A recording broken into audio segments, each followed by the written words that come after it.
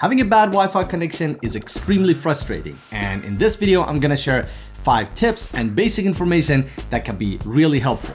By the way, my name is Sean, this is my tech channel. If it's the first time you're stopping by, welcome to the channel. Hopefully you enjoy this content. If you do, please remember to give this video a like. And if you think you like content like this, remember to hit that subscribe button down below. And when you turn on the bell notification, make sure to change that to all, because that's the only way you'll be notified for all my future videos. First, let's get some housekeeping items out of the way. Number one, this video is designed for an average user, which means you may not have any or very little information about Wi-Fi and how they work. And my goal is to try to make this as simple as possible. At some point, may seem I'm getting a little bit nerdy, but I promise you, if you hang in there with me, you will be able to follow through just fine. Number two, I think this video may be a little bit on the longer side in order for you to be able to keep track of what the hell I'm talking about. I'm gonna go ahead and put the timeline down in the description below. You'll also be able to see it in the video timeline bar. And number three, for the demonstration of some of the tips and tricks I have, I'm gonna be using this router from Speedefy. They did send this to me for free, but they're not paying me to review this. I do, however, have a 10% coupon that I will put down in the description below, and I will have a brand new unit that I'll be giving away. So if you're interested in getting one of these for free, stay tuned. Towards the end of the video, I will tell you how you can enter the drawing. So let's start with something simple. Your routers, not all of them, but most routers you will see they have these antennas. Some of them, they may have 2 antennas, some 4, some 6, or some like this one has 7. So I just want to make sure you know what it means to have the antennas up or in a 45-degree angle, or have it horizontal like this. There actually is a difference, and the antenna would actually broadcast signal going perpendicular to the antenna itself. So if the antenna is pointing up, it's going to send the signal 360 degrees to its sides and all the way around. That doesn't mean you're not gonna get signal above or below it, but that's where you will get the maximum strength. So if you're in an apartment, 1-story apartment, 1-story condo, or in a ranch house, it's not gonna matter, and you actually do want all of them to be vertical. That way you will send a very strong signal perpendicular to that throughout the entire house. But in my house, I'm in a 3-story townhouse, and where my modem is all the way in the 1st floor in the garage.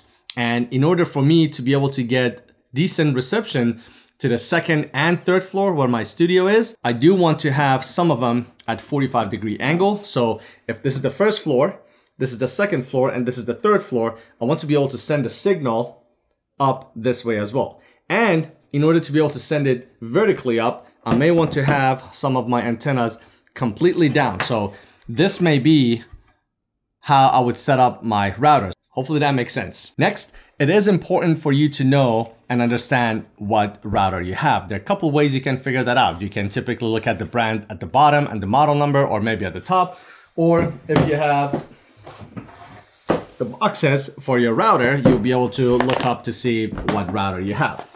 The reason that's important is you want to find out to see if you have the latest firmware updates for your router. Firmware is an internal software that would help control and run this hardware. And if you have an older operating system for your router, you may not be running as efficiently as you can and want to. Now, every different router, based on their manufacturers, there's a different way for you to log into the Wi-Fi or the router dashboard. There's typically a URL you type in, or an IP address. It may be something like 192.168.1.0 or .1.1, and that will tell you what the username and password is. You typically have to go to the manufacturer's website, or just Google it or YouTube it. Other reason it's important to know what router you have is you want to understand which Wi-Fi protocol your router supports. You may have seen these numbers, 802.11,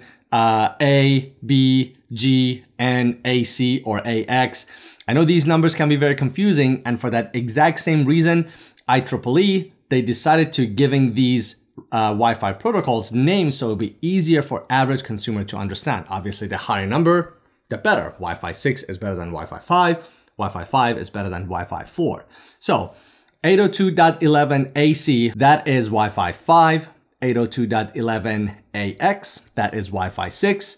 And when you get to Wi-Fi 4, that's 802.11n, and then G, and then A, and then B. The reason it's important to know which router you have is Wi-Fi 4 protocol and older, they have what is called a polite protocol. That means your router can only talk to one device at a time. If you have a second generation Wi-Fi 5, which is 802.11 AC, that is when you can take advantage of technology called multiple user, multiple input, multiple output, MU-MINO. That means your router, like this one, can talk to 4 devices at once. And if you have a Wi-Fi 6 router that supports 802.11ax, it can talk to 8 devices at once. The reason I bring this up, and I got a little bit nerdy, is this. If you have a Wi-Fi 4 or older, I really think you may want to consider spending a little bit of money and upgrade. Next, I want to tell you about 2.4 gigahertz versus 5 gigahertz. Naturally, you guessed it right, 5 gigahertz is a lot faster than 2.4. 5 gigahertz is faster, but the problem is it can actually lose steam and momentum, and it has a hard time to penetrate through walls, and therefore it does not have as good of a reach and distance as 2.4 gigahertz. So one tip is to connect all your connected devices or things that do not require a lot of bandwidth to the 2.4 gigahertz band, and everything else that is more demanding, such as your phones, Apple TV, smart TV, to the 5 gigahertz band. Other thing that is important to know about these two bands are 2.4 gigahertz band has only 3 channels and 5 gigahertz band has 23 channels. Let me break it down so you know what that means. Imagine your router is a rock band, and each channel is a stage that this rock band can go on top of and start rocking it out. But imagine if you have 2 rock bands on the same stage. It's gonna be a lot of interference between the 2 bands, and it's gonna be difficult for anybody to listen to either one of them. That's exactly what happened. So let's say if both you and your neighbor, you have your 2.4 gigahertz band of your router operating on channel 6, then you would have a lot of collision and interference between you and your neighbor, and both your connections gonna be slower. But when you go to 5 gigahertz, you have 23 different channels available. Therefore, the likelihood of having interferences between you and your neighbors is gonna be a lot less. If you guys enjoying this video so far, please remember to give this video a like for the YouTube algorithms. So this is the part that I'm gonna geek out a little bit, but hang in there with me. These are fun stuff when you listen to it. So in general, there are 4 things that could happen to the signal as it's transmitting and traveling in the air. And those are reflection, absorption, diffraction, and scattering. And those are exactly just what they sound like. Some surfaces and objects, such as your appliances, they can actually reflect the signal. Absorption, you guessed it, certain things would simply absorb the signal. Water, my understanding is one of those items, and we're gonna test this. Diffraction is whenever signal will hit like a sharp edges of the tables and walls, it would split the signal, and it's called diffraction. And the last thing is scattering, and things like plants, they can actually cause the signal to scatter as well. So rule number 1 for the router placement, you want to have this as centrally located in your house as possible. Now, depending on where Verizon or whatever provider you have, where they have which plug in your house is activated, like mine, unfortunately, is only in the garage. Keep in mind, you need to have this as centrally located as possible, and you need to have this away from immediate objects, and don't lay it on the ground, ideally somewhere on the table, about 3 feet away from the ground. So we're gonna do 3 tests. So I am using a program called NetSpot. So what I did, first I started the test by having this router exactly right next to my laptop. Initially, the signal strength was about 75%. And then I wanted to move this beyond 2 different walls to try to see how the signal strength will change. First, when I moved this beyond the first wall, it went from 73% to 57%. And then when I moved it past another wall that it had some cabinets to it as well, it went all the way down to 45%. So from 72% to 45% just after 2 walls. So you can see how you could easily and rapidly lose signal strength. So you want to be very strategic with where you place the router.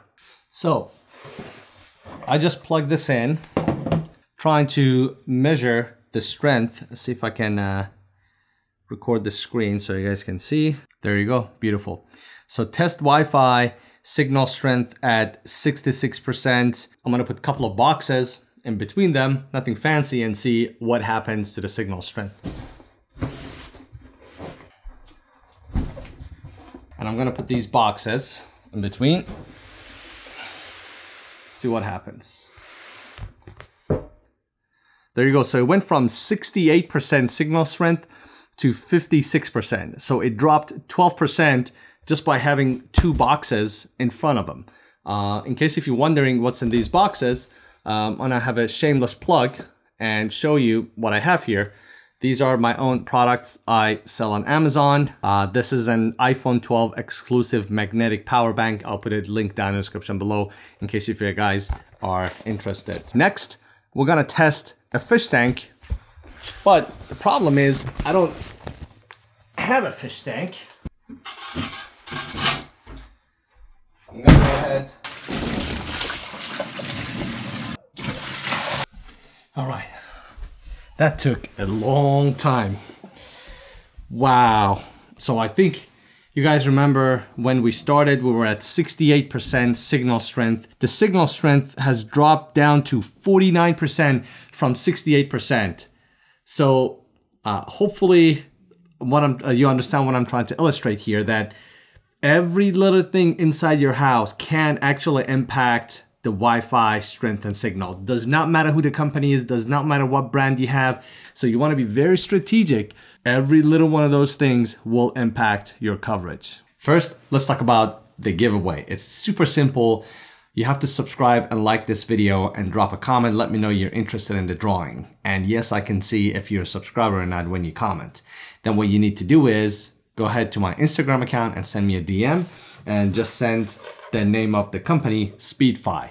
Just one word. I know you're interested in this drawing. And about 6 weeks after this video, I will go ahead draw one lucky winner. I only have this drawing available in the US only, so I'm so sorry about my international viewers. So what is this router all about? This is Speedefy AC2100. And if you remember, we talked about AC is Wi-Fi 5. It's a dual band. It offers 2.4 gigahertz and 5 gigahertz. It has 7 antennas at 6 dBi each. You have your power cord right here. And then this blue port right here, this is your WAN button or WAN port. And you use the provided data cable to connect this to your modem. And then you have 3 other connection if you want to have a wired connection to whatever device you need. So first, you will see all the devices connected. Right now, it's only my phone that is connected to the router. If you want to set up parental control, you can tap on whatever device you want to set some limitations to, and then it will give you the option for parental control if you want to set speed limits, whether you're doing gaming, videos, and things like that, so it can prioritize appropriately. When you go to parental control and you turn that on, you can set web filters, you can set different durations and times. Now going into the tools, so there's some basic functions such as changing the name of your SSID, that's the name that will broadcast and you will see as the list of available Wi-Fis, setting the password, setting blacklist if you want no one in your house be able to access certain websites. You can reset, reboot, and you can also do firmware updates. That's what we were talking about. You always want to make sure you have the latest firmware available. So let's take a look at some of the smart apps. So accelerate Wi-Fi. You remember how I told you there are different channels on in 2.4 and 5 gigahertz, and they could be crowded in certain channels, so you want to avoid those channels. This app, it basically does that automatically for this router. So you would let this go and do its thing, and it would scan the area and find out which channels are least crowded in both bands, and will select those to broadcast. Guest network, what I like about this, you can actually set limitation both for the duration and the bandwidth. So you can say, all right, so whoever connects to this, they can only use it for 4 hours, and you can limit them to only 2 megabits per second or 4 megabits per second, so that's pretty cool. You can set Wi-Fi schedule if you want to limit a certain time of the day, if you just want the Wi-Fi to be totally shut down. And then this is where you adjust the power transmission. So with strong signal, you can access the internet properly, even behind thick walls. When it comes to medium, it will say it would be good to cover a 2-bedroom apartment. And low power mode, it says environment friendly, making radiation no longer a concern. Like I said, these are a little bit stronger antennas, and you got 7 of them. So if you want to lower the power, you can, but lower the power of the antennas, lower the speed of the Wi-Fi you get inside your house. This thing I think is about 80 bucks. You get a 10% coupon and you have a chance to win one for free. So head over to my Instagram account, send me a DM, and don't forget to like, subscribe, and comment down below. Hopefully you guys found this video useful, entertaining. Maybe you learned something new about maybe the direction of antennas and how to avoid simple things such as not putting a router inside a cabinet, because every little thing blocking the antennas and the line of sight will impact the signal strength to some extent, and then throughout an entire house with multiple walls and objects and sofas and things like that, it will be impacted. So drop a comment down below, let me know if you got any questions, what do you think of the video. If you hadn't had a chance to like this video, please do so. That will be a huge help. As always, thank you so much for watching, and I'll see you in the next one.